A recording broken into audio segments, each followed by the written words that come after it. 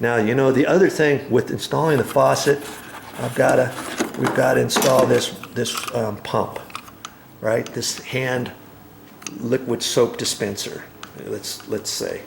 And that should be easy enough to fit down in there and tighten this up. And I believe you just tighten that up with fingers. And of course they give you directions on installing your soap dispenser, see? And I think you're just going to hand tighten this, but I'll read the directions and stuff. You know, it's important. It's important to read all of your directions and stuff, because especially before you turn on the water, well, they tell you to turn on the water, and then they show you how to flush the faucet, which means taking the end of your spout off and then running the water maybe 15 seconds or so on hot and the cold water line just to flush anything out. But see, we're not going to do that just yet, because obviously we don't have this hooked up yet. I mean, I could take a bucket and I could set a bucket in there, couldn't I?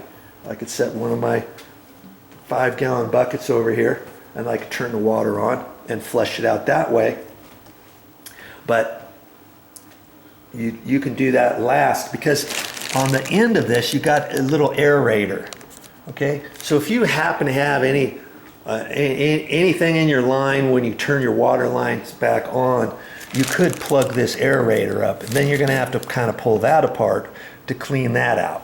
So, you know, on the directions it shows you that, what to do step by step. So, you know, don't be inundated thinking, I'm not a plumber, I can't do it.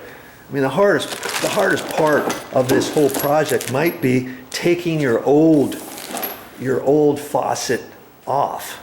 This one happens to be Pfister, that's what I call it.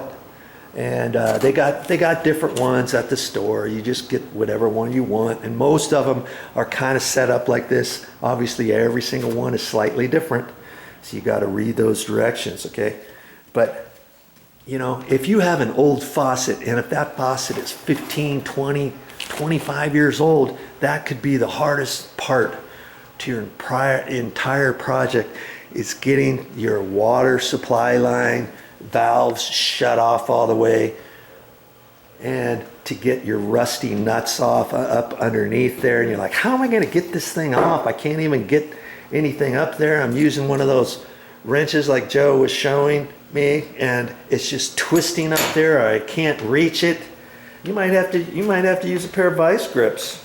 Here, I've used these vice grips before to reach up in there, or a small little pair to reach up there just to loosen up the nuts, so then you can get this and all that kind of stuff. But you know, God help you if you're getting ready to shut your water off and your supply valves won't shut off all the way. Then that's a whole other project. You got to shut your main water line off, take that off, and it might be tricky to get that off. And you know, if you don't feel comfortable doing that, now's the time maybe to get a plumber in there to replace your supply valves, let's say, and then you end up doing the rest, or having him do everything. But $752 they wanted to install the faucet, the garbage disposal, the drain lines, the trap, and all that kind of stuff. And all they were going to do was supply the trap. That's the cheapest part to it. I would have still had to have bought a new garbage disposal and all that kind of stuff. So most of it was labor. $752, probably out of that was maybe 30 bucks parts or so. And I thought, nothing doing, I'm gonna tackle this project myself. You can too, and this is the first part to it, is installing the faucet. But I think before I even install the faucet, before I get the wires, the water lines in my way and stuff, why not just put this up and do this first? So I think I'm gonna go ahead and install this before I install the faucet. Okay, we're gonna install this soap dispenser, and you know, read the directions and stuff, and it looks like it's just it looks like it's going to be easy enough to do this. I'll have to look at it and see, but see, after you tighten that up to the counter later, to loosen this up, let's see here. I think you just grab that and unscrew that. Now I don't know why. See there? Look at that. There's threads on that and everything. You could reach it up from underneath and just push it up there if you have somebody up on top and tighten it down. Well, I say that, but then you would have to have this set exactly right. So I wouldn't do it that way. And then this is, whoops, that's going to get pushed in from underneath. Look at that. That's going to get pushed in from underneath. And then you fill your soap dispenser up. There's inside threads here to screw that on. Okay. And so we're going to get set to install that in a minute.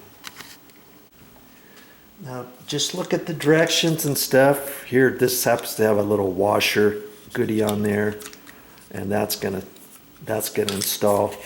Make sure you got that on tight, and that's gonna install on top of the sink. And the only thing that's gonna be underneath the counter is this. That's all. Okay, so it would probably be best if you had somebody helping you. I don't necessarily. Mommy's upstairs. It's kind of a cold day. She's up snoozing and watching TV and nestling down in bed. Okay, so I can just leave that just like that, right?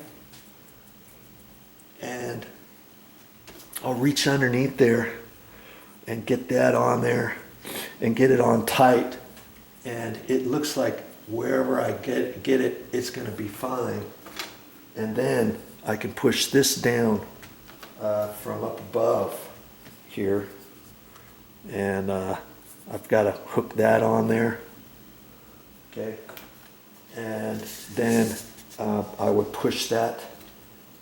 No, I don't even have to push. I don't even have to push this down the hole to screw this on, because it screws on. See, on the inside, there's inside threads here, see? Like that. And then all you do is pull that down, fill that up, and you can pull this out. It just kind of sets in there, okay? And you pull that out, whatever. And so it looks to be pretty simple, Simon. But do you need to be a plumber in order to do that? Absolutely not. Well, this cracks me up too.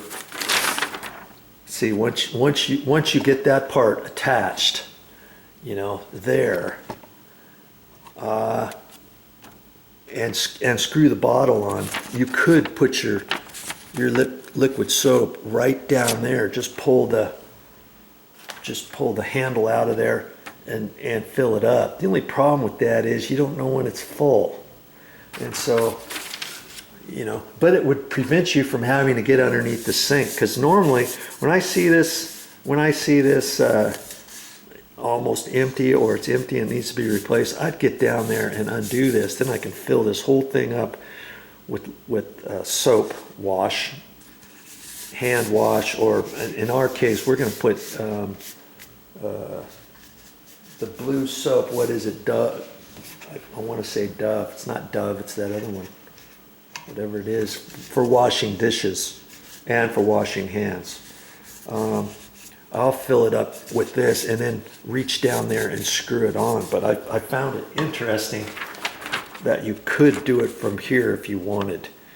You could do it from here and squirt it in that hole, and then look underneath the sink and see how far up here it is, let's say, you know, because obviously once you get ready to fill this up, you've got a garbage disposal in your way, you've got your drain line over here in your way, your trap in your way to get up there, and if your sink compartment underneath your cabinet is all full of stuff, you've got to take all that stuff out. So, okay, maybe I could see their reasoning of using this as your fill spot.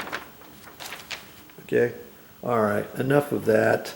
I still got to tighten this up from down below.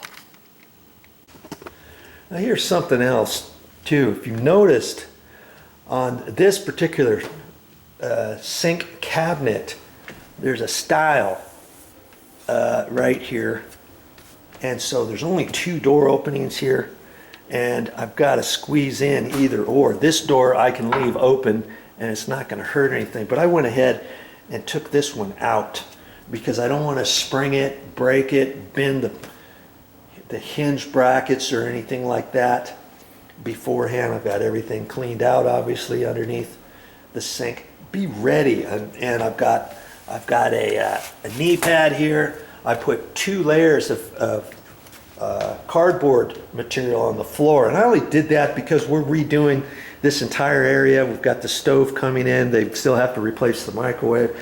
Got to install the dishwasher. I've got a new refrigerator coming. So we had all this. I kept this down after removing the old counters and the mortar underneath the tile and the plywood and all that kind of stuff. This was a mess earlier. You have to watch those previous episodes to see how I did all that kind of stuff. And so I left 2 layers of cardboard matting material here. It's kind of like craft paper, but it's pretty stout stuff that I got. And so now I've got plenty of room to maneuver without messing up my cabinet doors. Oh brother, of course when they installed this, this is an under counter stainless steel sink, and they put mastic silicone underneath here, and of course some of that spooged out over there, so I don't have enough room for the nut. Same thing over here when I get ready to install this faucet and stuff. So I got to get under there with a razor blade, maybe a sheetrock knife, my putty knife, and get all that stuff cleaned out from here and here. So got to do that next. Hey, one thing after another though. It's okay, you can do it. And make sure you've got some little goggles on, and I've got ear plugs in, I've got my knee pad on, my back support, lumbar support on, knee pads down in here. Be ready for your project. I don't want you getting hurt or strained or anything like that, okay? I got all that silicone cleaned out of there, and I was able to tighten it up, and I try to get it centered in the hole. Now, if you don't get it exactly centered, that's okay, because this hole is going to be bigger, but I tried to make it from front to back in the middle and from left to right in the middle. And I screwed the little plastic container on, and then you can just pull this out, and it's designed to be filled up from the top. Who knew? And then just put that down, push on it, and you can swivel it around wherever you want, and then start doing your pumping. And you know, we can put it here, we can put it here, we can put it over here, however you want it. Okay, very simple to install one of those, and you don't have to have one of those with your faucet assembly. This one happened to come with the faucet assembly. I'm going to be installing this next on my next videos. Okay, see? That way it matches. So if you do get a faucet, see if it comes with the soap dispenser. And if it does, it's going to match color-wise and all that kind of stuff. But you can, you know, if you already have your faucet installed, and if you have a blank plate right here, you can take that out. If you already have a hole there, or if you already got a hole in the countertop for something else, you can put one of these in. Okay? They're real simple, and you can buy these individually. They've got 4 or 5, maybe even more brands and styles at the hardware store, so you can pick and choose what you want. Now, what happens if you don't have a hole? Hey, Joe, that's all fine and dandy, but I don't have an extra hole. Okay? What could you do? Well, you know, on this faucet, if you have 3, you know, if you have one of these, you could take, see, this allows for the 3 holes. You could take it off, put a soap dispenser right there, and then you would have to buy another knockout cover plate, stainless steel cover plate or something like that, and put down in there. They have those plugs at the store, so you can do that. Or if you have a dishwasher air gap. If you got a dishwasher air gap there, did you know you can take your air gap out? You could take your air gap out and you can put your soap dispenser there. Now if you do that, granted, you're going to have to redo your dishwasher drain. Your dishwasher drain goes up to your air gap. You'll have to take your air gap out, take it down, disconnect all that stuff, and then you're going to have to get a different fitting reducer that will fit on your garbage disposal, the big end, and then it will come out and it will have a smaller end on it for the same size that you have your drain going up to your air gap, because it'll be different.